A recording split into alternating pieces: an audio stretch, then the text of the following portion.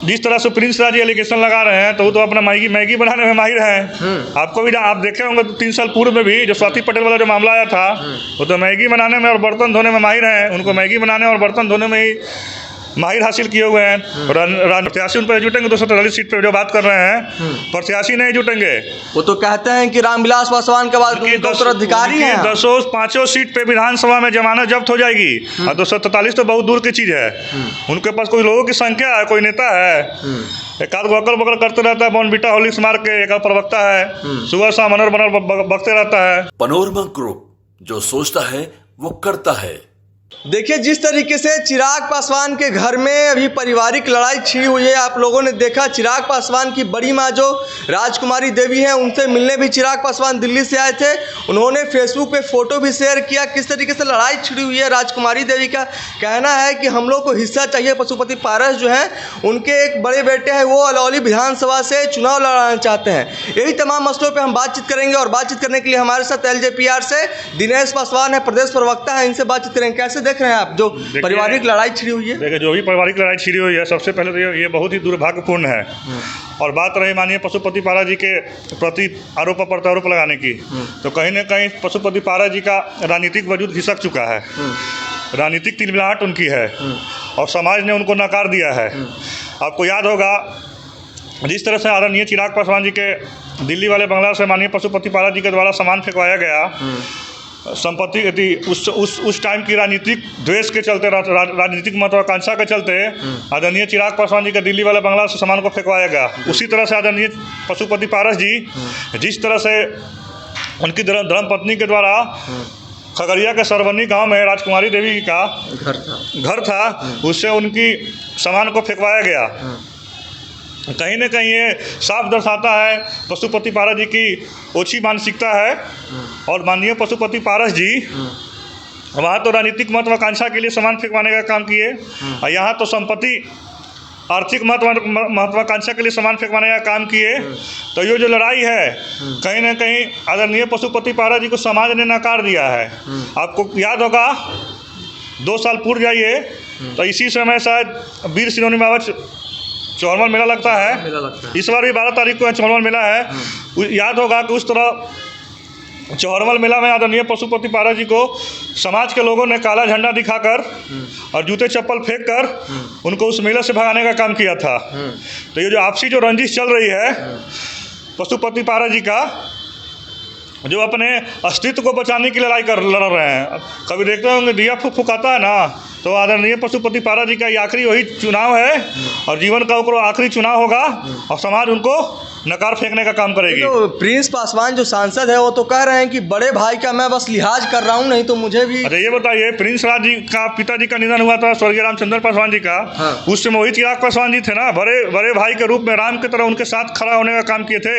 जिसे समस्तीपुर उपचुनाव में मजबूती के साथ खड़े रहे और उनके हर पंचायत से लेकर प्रखंड से लेकर हर पंचायत लेवल पर हर सभा करने का काम किए और उनका जीत सुनिश्चित किए।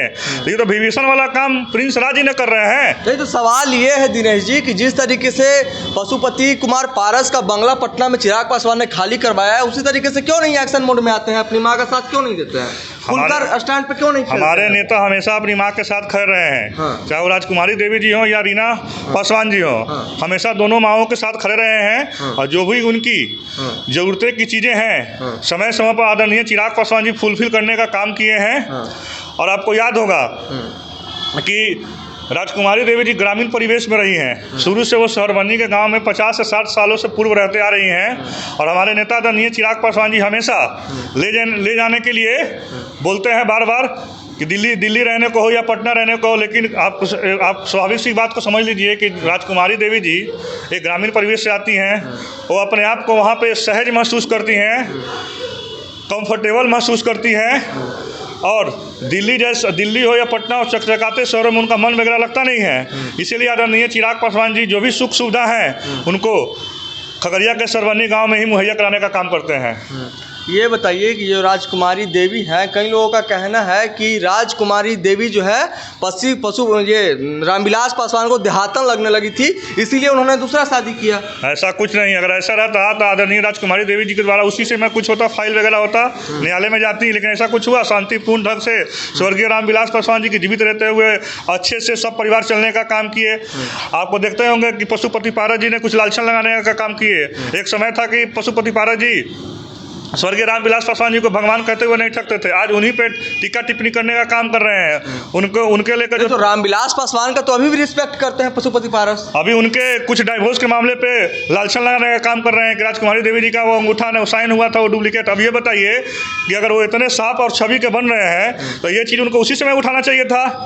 उस समय तो प्रलोभन ने सत्ता का मलाई खाने में इस तरह को बात को छिपाने में तो कहीं ना कहीं तो गलती मानी पशुपति पारस जी का। अगर इस तरह का मामला कुछ था तो उनके आंखें को संज्ञान में हुआ था तो उसी समय मामला को उठाना चाहिए था। तो सत्ता के लोभी और सत्ता के प्रकोप में उस समय अपने महत्वाकांक्षा में इस तरह का बात को नहीं रखे जो रखना चाहिए था। राजकुमारी देवी ने कहा कि पटना से लेकर दिल्ली तक मुझे हिस्सा चाहिए, क्या लगता है मिलेगा हिस्सा? अच्छा देखिए, आप स्वर्गीय रामविलास पासवान जी तो पूरे जीवन राजनीतिक दृष्टिकोण से अपने केंद्र में देखे। पशुपति पारस जी जो भी संपत्ति वगैरह है सब कुछ को डाटा या साझा पशुपति पारस जी के है, क्या संपत्ति है क्या नहीं है। तो कहीं ना बिहार के दर्शकों के साथ, बिहार की जनता के साथ, देश की जनता के साथ इस साझा या डाटा को या संपत्ति का ब्यौरा को मानिए पशुपति पारस जी रखेंगे ना कि खगड़िया में कितनी संपत्ति है, सरवनी में क्या है, दिल्ली में क्या है, खगड़िया में उनका होटल वगैरह भी चलता है। तो इसमें तो पशुपति पारस जी को एक्शन लेना चाहिए, आपसी तालमेल के साथ बंटवारा कर देना चाहिए। और अब जिस तरह से प्रिंस राज एलिगेशन लगा रहे हैं तो वो तो अपना मैगी बनाने में माहिर हैं। आपको भी आप देखे होंगे 3 साल पूर्व में भी जो स्वाति पटेल वाला जो मामला आया था वो तो मैगी बनाने में और बर्तन धोने में माहिर हैं। उनको मैगी बनाने और बर्तन धोने में ही माहिर हासिल किए हुए हैं। राजनीतिक हस्तक्षेप करने का उनका कोई भी उचित चीज़ तो है नहीं। ये बताइए दिनेश जी कि जो अलौली विधानसभा सीट का जो मामला चल रहा है कि असल में ये लड़ाई जमीन की नहीं है, अलौली विधानसभा सीट की है। पशुपति कुमार पारस चाहते हैं कि हमारे बेटे को टिकट मिले। वो अभी राजद सुप्रीमो लालू प्रसाद यादव से भी मिले थे तो कहना है कई लोगों के वहाँ पे वो खजूर खाने नहीं गए थे बल्कि बेटे के लिए टिकट के लिए गए थे। क्या लगता है आपको? अरे ये बताइए, ये तो रसाकसी 2024 को चुनाव में भी चल रहा था कि पशुपति पारस जी हाजीपुर से चुनाव लड़ेंगे, हाजीपुर से चुनाव लड़ेंगे। क्या हुआ? फिसड्डी हो गए। आज वही वर्चस्व फिर दिखा रहे हैं। आने वाले समय में होगा फिर फिसड्डी उतर जाएंगे। इस बार तो उन्होंने ऐलान कर दिया है कि 243 सीट पर मैं चुनाव लड़ूंगा और चिराग पासवान का पत्ता साफ कर 243 सीट पर प्रत्याशी उनके पास जुटेंगे क्या? प्रत्याशी नहीं जुटेंगे? प्रत्याशी उन पर जुटेंगे 243 सीट पर जो बात कर रहे हैं, प्रत्याशी नहीं जुटेंगे। वो तो कहते हैं कि रामविलास पासवान के बाद उत्तराधिकारी हैं। 5 सीट पे विधानसभा में जमानत जब्त हो जाएगी और 243 तो बहुत दूर की चीज़ है।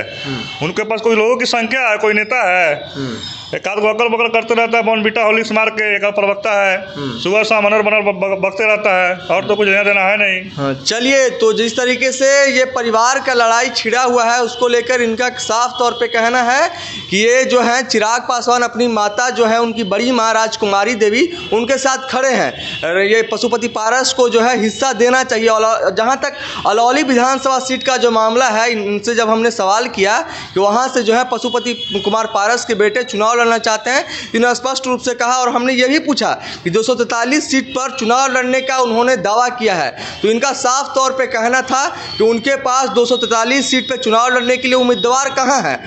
आप क्या कुछ सोचते हैं हमारी बातचीत को लेकर? अपनी प्रतिक्रिया कमेंट बॉक्स में जरूर दर्ज करें। तब तक के लिए देखते रहें द न्यूज़ हब।